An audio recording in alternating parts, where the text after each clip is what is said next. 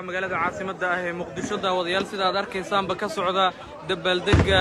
munaasabadda lagu dabaaldegayo habeenkan weyn ee 1 Luuliya oo ah habeenkii ay xurrimada qaateen gobolada Koonfureed ee dalka isla markaana sidoo kale ku suntan habeenkii ay midoobeen ama midowgii gobolada Koonfur iyo Waqooyi ee dalkeena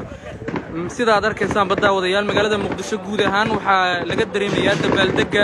habeenkan weyn ee 1 Luuliyo iyadoona ay calanka jamhuuriyadda daqiiqado ka hor oo ku aastaysan isla waqtigii magaalada Muqdisho gaar ahaan xarunta Fisha Koonfurna laga taagay calanka jamhuuriyadda isla markaana la dajiyay iyo gumeystaha ee halkaas muddo saarnaa waxa uu ahaa habeen weyn ummadda Soomaaliyeed oo ay heleen guushoodii ay muddo dheer ku taameeyeen inay markala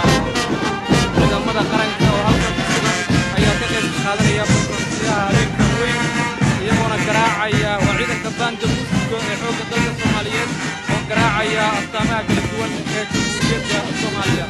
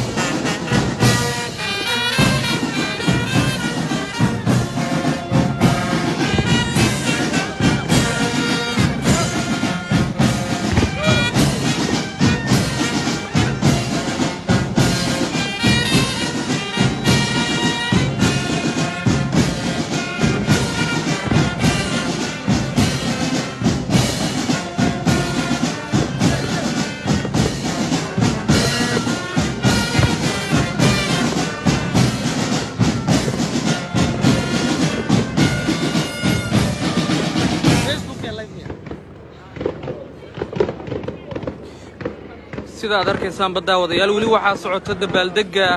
munaasabadda habeenkan weyn ee 1 Luuliya oo ah habeenkii ay